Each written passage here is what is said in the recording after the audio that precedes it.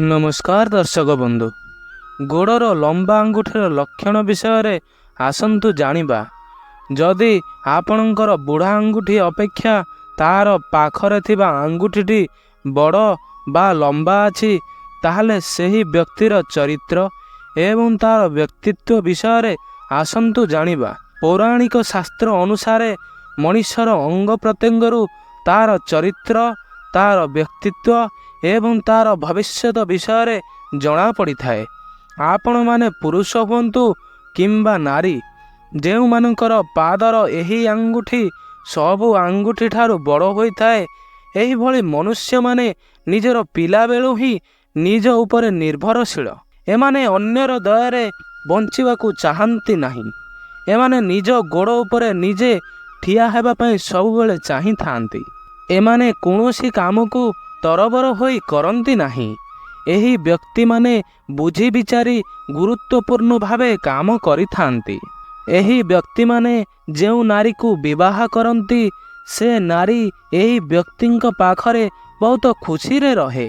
एमाने निज साथी को केबे भी कष्ट दियंती नाही। एमाने तांको साथी को सब बेले खुशी रे रखंती। एमानंकर जदि कौनसी संतान जन्म होइथाए से बहुत बुद्धिमान सहनशील एवं आज्ञाकारी होइथाए। एमानक संतान माने सबले निज बापा माँ को आज्ञा मानि चलती। एही व्यक्ति माने जीवन रे किछि ना किछि नुआ करिकी एही समाज को देखाई थांती। जदि किछि काम करिबा को कुहाजिबो ताहाले एमाने बहुत आगभर होई सेही काम को करि थांती एवं सेही काम रे समस्तंक ठारू आगरे रहि थांती। एही व्यक्ति माने धर्म कार्य करिबा को पछ घुंचा दियंती नाही। एमाने धर्मपरायण होई थांती। एमानक मन रे भगवान को प्रति श्रद्धा एवं भल पाइबा भक्ति बहुत थाए।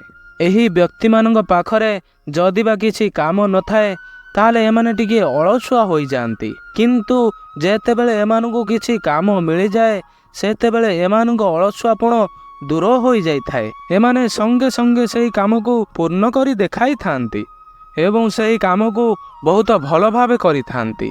एमाने जेउ कार्य करिवे ताकू बहुत गुरुत्वपूर्ण एवं सुंदर भावे करिवे जहा अन्य मानकू बहुत सहजरे पसंद आसी जिवो। एमाने काल्पनिक कथा को सब बेले विश्वास करंती।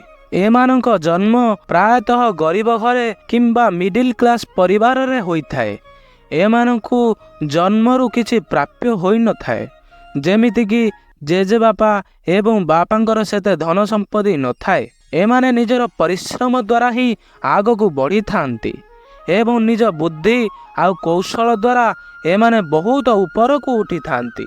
एही व्यक्ति माने दयालु एवं दानी होई थांती। एमाने कहार दुख देखि पारंती नाही। जदि बा किए कष्ट पाउछि बा दुख पाउछि एमाने ताकू यथा संभव साहाय्य करंती। एही व्यक्तिंक पाखरे भल मनीषपणिया थाए। तेणु अनेक जगारे लोक माने एमानंकु बहुत सम्मान और भल पाइबा देई थांती। अनेक व्यक्ति अछंती जे कि निज जीवन रे बहुत सहजरे सफलता हासिल करि थांती। किंतु एमानंकु कौनसी कार्य सफलता पाइबा पाई बहुत संघर्ष एवं कठिन परिश्रम करने को पड़ी थाए। एमाने जदिबा गोटे काम करुछंती किंतु सेही कामटी को एमाने भल भावे करू नाहंती बा दिन प्रतिदिन गड़ाई चलीछंती।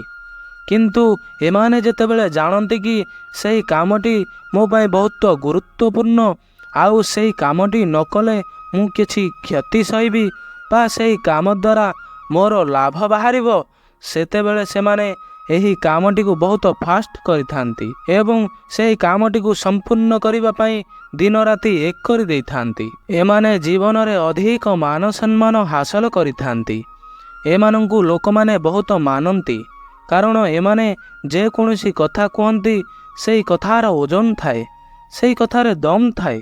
एमानंकु कौनसी व्यक्ति जदि कहि दिए कि तो द्वारा यह हबनी कि तू यह करि पारिबुनी ताले एमाने सेही काम को न करिबा जाए एमाने शांति रे सोई पारंती नहीं एवं सेही काम को करिकी देखाई थांती जेपरि सेही व्यक्ति को अनुभव हेबो कि मु याकू एपरि कही भूल करिछि। एमाने जन्मरू बहुत अभाव असुविधा रे चली थांती किंतु एमानंकर बयस जेतेबेले 25 वर्ष କ୍ରସ୍ କରିଥାଏ ଏମାନଙ୍କର ଭାଗ୍ୟ ଉଦୟ ହୋଇଥାଏ।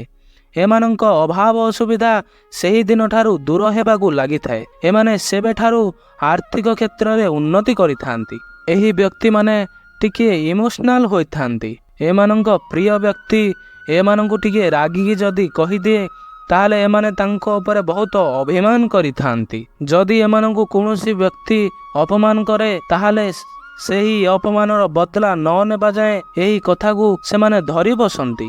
ଏମାନଙ୍କର ଯଦି ବା କିଛି ଲକ୍ଷ୍ୟ ଥାଏ ତାହେଲେ ଏମାନେ ତାକୁ ନିଶ୍ଚିନ୍ତ ପୁରା କରି ଦେଖାଇଥାନ୍ତି। ଏହିଭଳି ବ୍ୟକ୍ତିମାନେ ଟିକିଏ ଭାବୁକ ହୋଇଥାନ୍ତି। ଏମାନେ ପ୍ରାୟ ଖାଲି ସମୟରେ କିଛି ନା କିଛି ଭାବନାରେ ହଜି ଯାଇଥାନ୍ତି। ଏମାନେ ଯାହାକୁ ଭଲ ପାଆନ୍ତି ବା ପ୍ରେମ କରନ୍ତି ଏମାନେ ତାଙ୍କ ପ୍ରେମୀ ବନ୍ଧୁ ସାଙ୍ଗରେ ବିବାହ କରିବାକୁ ଚାହିଁଥାନ୍ତି, କିନ୍ତୁ ଏମାନେ ସେଥିରେ ଫେଲୁଅର ହୁଅନ୍ତି। ଦେଖିବାକୁ ଗଲେ ପ୍ରାୟତଃ 80ରୁ 90% ବ୍ୟକ୍ତି ଲଭ୍ ମ୍ୟାରେଜ କରିପାରନ୍ତି ନାହିଁ। କିନ୍ତୁ ଯେଉଁମାନେ ଲଭ୍ ମ୍ୟାରେଜ କରିଛନ୍ତି ସେମାନଙ୍କ ବୈବାହିକ ଜୀବନ ସେତେ ଖୁସିରେ କଟିନଥାଏ। ସେମାନଙ୍କ ବୈବାହିକ ଜୀବନରେ କିଛି ନା କିଛି ବାଧା ଉପୁଜିଥାଏ ଏବଂ ସବୁବେଳେ ବିଘ୍ନ ଲାଗି ରହିଥାଏ। ଏମାନେ କଥାରେ ନୁହେଁ କାମରେ ବିଶ୍ୱାସ କରନ୍ତି। ଏହି ବ୍ୟକ୍ତିମାନେ ନିଜ ପରିବାରକୁ ବହୁତ ଭଲ ପାଆନ୍ତି। ଏମାନେ ସବୁବେଳେ ଚାହାନ୍ତି କି ମୋ ପରିବାର ସବୁବେଳେ ଖୁସିରେ ରହୁ। ଏମାନେ ନିଜ ପରିବାର ପାଇଁ ବହୁତ କଠିନ ପରିଶ୍ରମ କରନ୍ତି ଏବଂ ନିଜ ପରିବାରକୁ ଖୁସିରେ ଦେଖିବା ପାଇଁ ବହୁତ କିଛି କରିଥାନ୍ତି। ଏହି ବ୍ୟକ୍ତିମାନେ ସବୁ ଜାଗାରୁ କିଛି ଶିଖିବାର ଆଗ୍ରହ ଥାଏ। ଏମାନେ ସବୁ ଜାଗାରୁ କିଛି ନା କିଛି ଶିକ୍ଷା ଗ୍ରହଣ କରିନିଅନ୍ତି।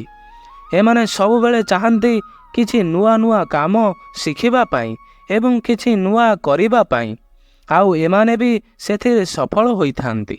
ଏମାନଙ୍କ ପାଖରେ ଏମିତି ଏକ ଗୁଣ ରହିଛି ଯାହା ଅନ୍ୟ ବ୍ୟକ୍ତିଙ୍କ ପାଖରେ ନାହିଁ। ସେ ହେଉଛି ଏମାନେ ବହୁତ ସହଜରେ ସବୁ କଥାକୁ ବୁଝିପାରନ୍ତି।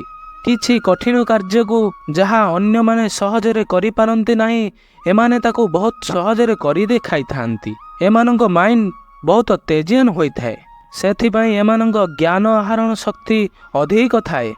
ଯଦି ଅନ୍ୟମାନେ କୌଣସି କାର୍ଯ୍ୟକୁ ଠିକ୍ ଭାବେ କରିପାରୁନାହାନ୍ତି, ଯଦି ଏହି ବ୍ୟକ୍ତିମାନେ ସେହି କାର୍ଯ୍ୟଟିରେ ମୁଣ୍ଡ ପୁରାଇବେ ତାହେଲେ ସେହି କାର୍ଯ୍ୟଟି ନିଶ୍ଚିନ୍ତ ସଫଳ ହେବ। ତେଣୁ ଦର୍ଶକ ବନ୍ଧୁ, ଆଜିର କଥାକୁ ଏଇଠାରେ ଶେଷ କରୁଛି।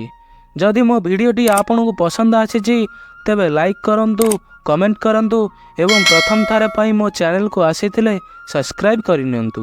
ଓମ୍ ନମଃ ଶିବ ପାର୍ବତୀ।